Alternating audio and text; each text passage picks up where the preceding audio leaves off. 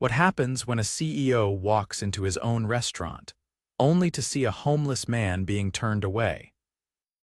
Jason Carter adjusted the brim of his baseball cap, his face hidden behind a scruffy beard and thick glasses.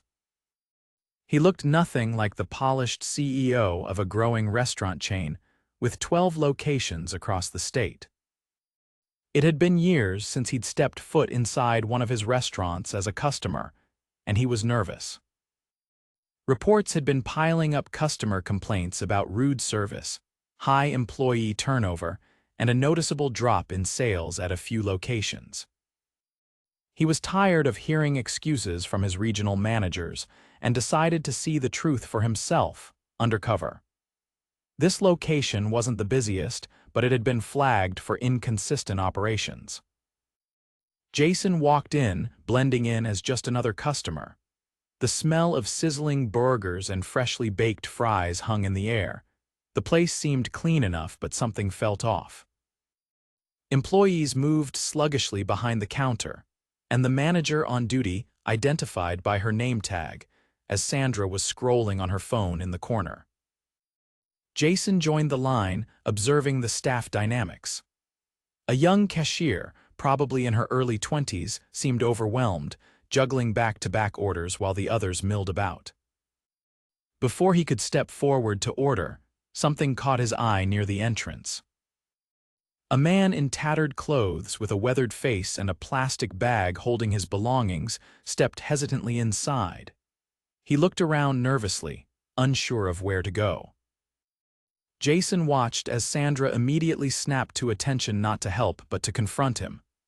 "Hey, you can't be in here," Sandra barked, her voice sharp and cold. "We don't allow loitering. Go somewhere else." The man raised his hands defensively. "I just wanted to see if I could get some water." "I'm not causing any trouble." "I said no," Sandra cut him off, her tone now louder, drawing stares from customers. "Get out before I call the cops." Jason froze. The man's shoulders slumped as he muttered, "I'm sorry," and began to turn toward the door. "Wait," Jason said, stepping out of line. His voice wasn't loud, but it carried enough weight to make Sandra and the others look his way. "This doesn't concern you," Sandra snapped, folding her arms. Jason ignored her and walked up to the man. "Sir, you said you just wanted water." The man nodded, his eyes tired but grateful. "I'll leave right after, I promise." Jason turned back to Sandra. "It's just water. Why couldn't he have a cup?" Sandra rolled her eyes. "We're not a charity." "People like him scare off paying customers." Jason stared at her, anger bubbling under his calm exterior, but he kept his voice steady.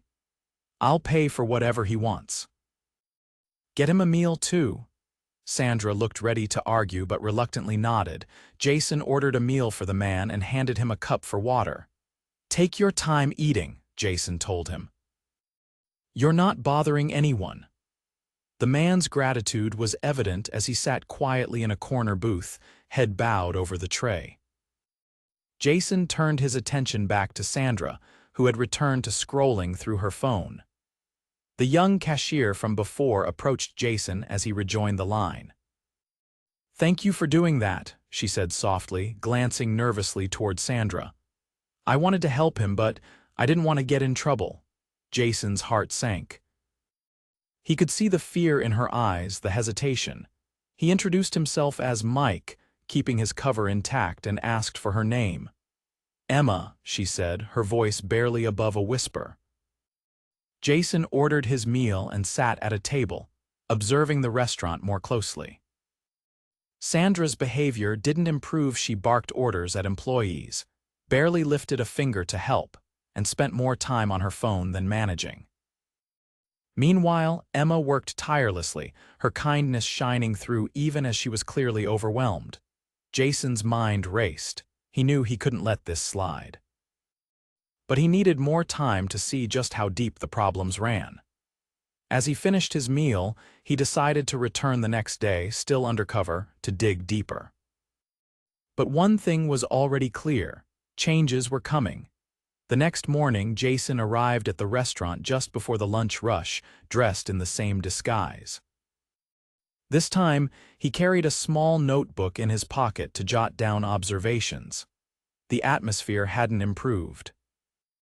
Employees shuffled behind the counter, and Sandra was once again stationed near the register, sipping a coffee and scrolling on her phone.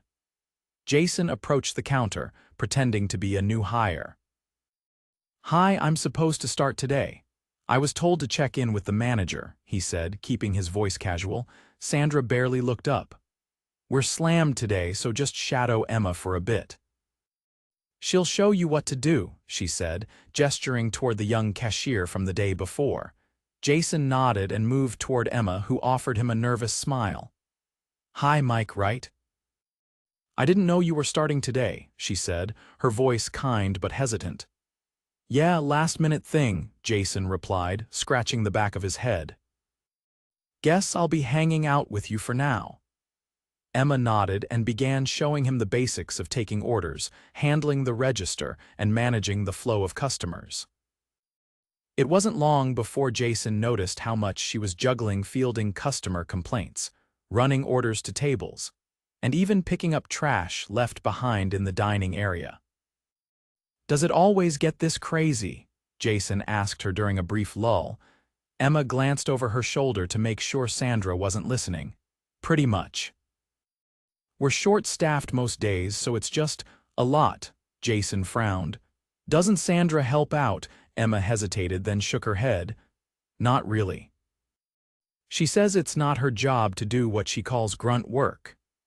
As the lunch rush intensified, Jason saw what Emma meant. Sandra barked orders at the staff when things got hectic, but made no effort to assist. Instead, she criticized Emma for being slow, even as the young woman worked tirelessly to keep up with customers and orders. At one point, a mother with 2 young children approached the counter to complain that her order was incorrect. Emma quickly apologized and promised to fix it, but Sandra interjected, rolling her eyes.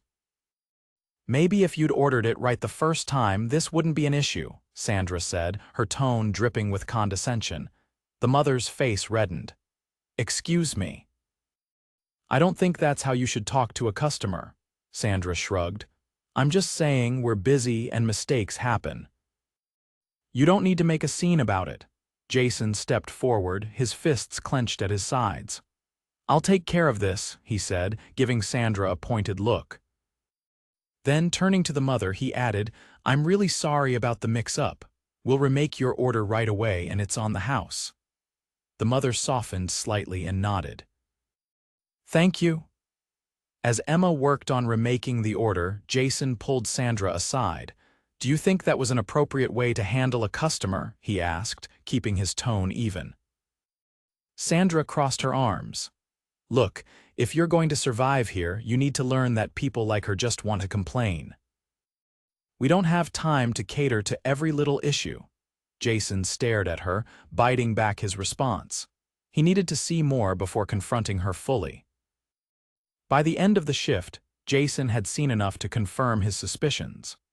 The staff was overworked, Sandra's leadership was non-existent, and Emma was single-handedly holding the place together. As they closed up for the night, Jason helped Emma wipe down tables and restock supplies. "You're really good at what you do," he said. Emma gave a small, tired smile. "Thanks.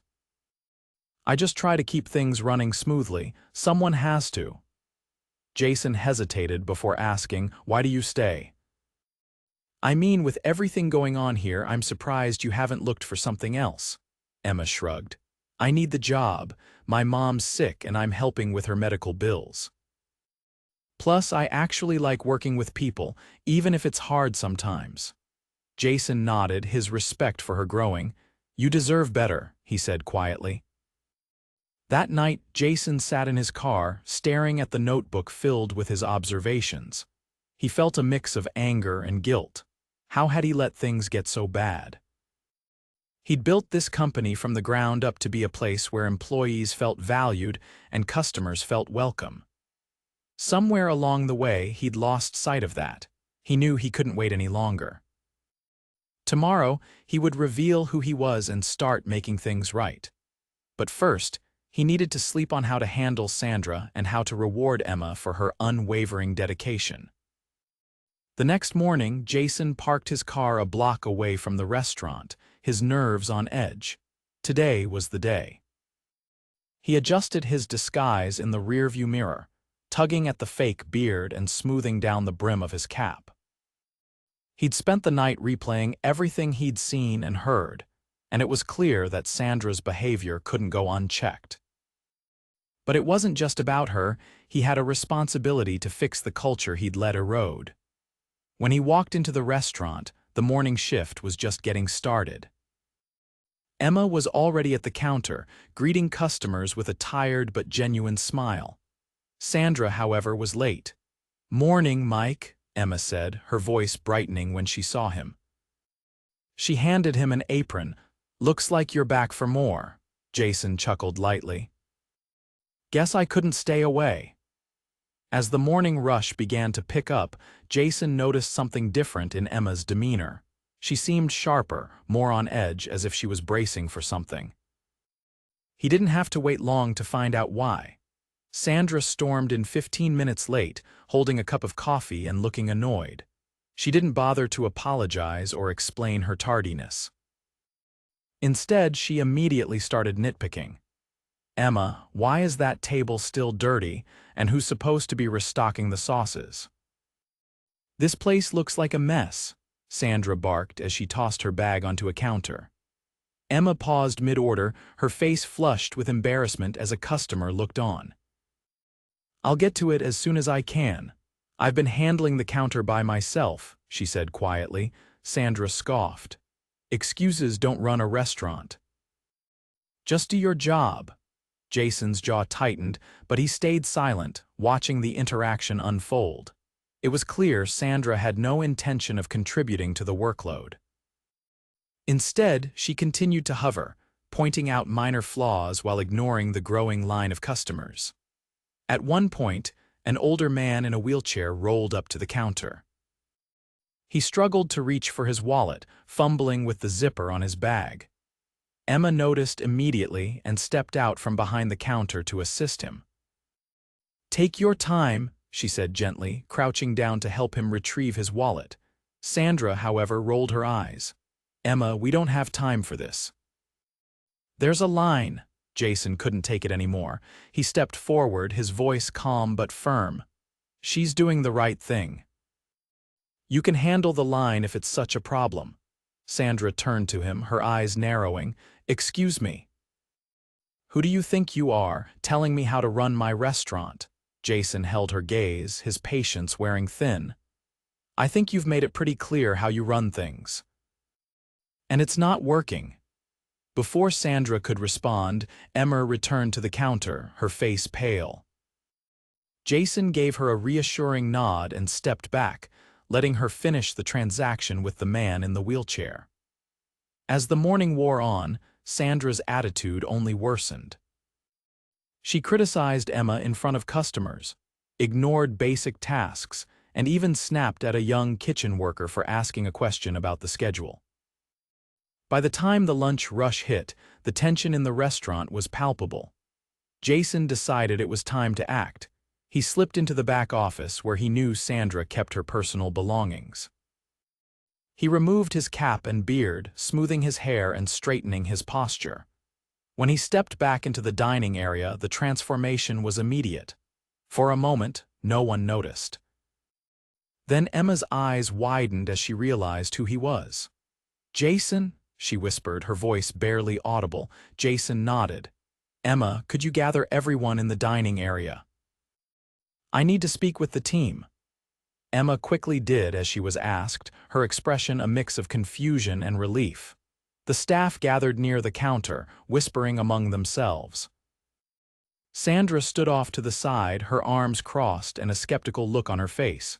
Jason took a deep breath before addressing them.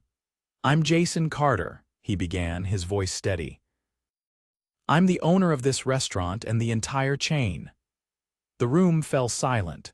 Sandra's face turned bright red, while Emma's eyes filled with tears. "For the past 2 days, I've been working here undercover to see what's really going on, And let me tell you, I've seen a lot, some of it good and some of it unacceptable. He turned to Emma. Emma, you've shown me what true dedication looks like. You've gone above and beyond to take care of customers, even when you weren't given the support you deserved. I can't thank you enough for everything you've done. Emma's lip quivered, but she managed a small smile. Thank you, she said softly. Then Jason turned to Sandra, his expression hardening. Sandra, your behavior has been unacceptable. You've disrespected employees and customers, failed to lead by example, and created a toxic work environment. I can't allow that to continue. Sandra opened her mouth to protest, but Jason cut her off. This isn't up for debate. You're fired, effective immediately. The staff gasped, and Sandra's face twisted in anger.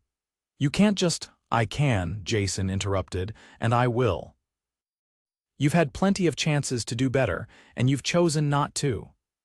Sandra stormed out of the restaurant, slamming the door behind her. Jason took a moment to compose himself before addressing the rest of the team. Things are going to change around here. Starting today, we're bringing in a new manager, someone who values teamwork and respect. And Emma, I'd like to promote you to assistant manager. You've earned it. Emma's jaw dropped. Me? Are you serious? Jason smiled. I've never been more serious.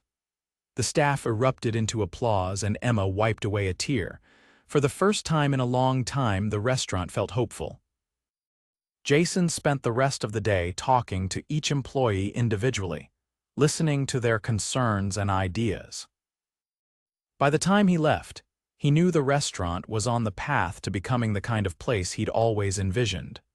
Over the next 2 weeks, Jason threw himself into reshaping the restaurant.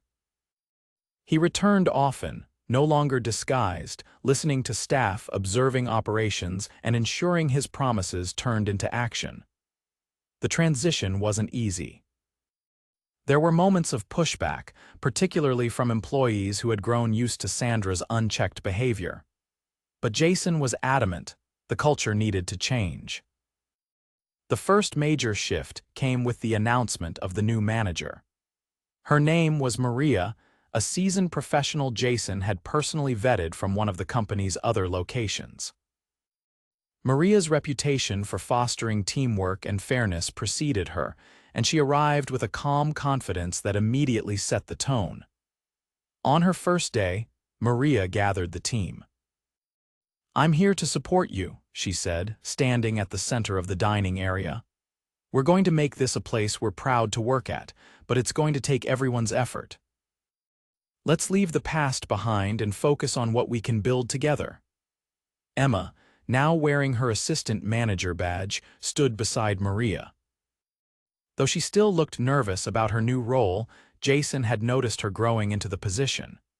She'd started speaking up more, delegating tasks, and even mentoring some of the younger employees. Jason decided to stop by unannounced one afternoon to see how things were progressing. He walked in, blending with the lunch crowd, and immediately noticed the difference. The dining area was lively but organized. Maria was behind the counter helping during a busy stretch, while Emma moved between the register and the kitchen, assisting where needed.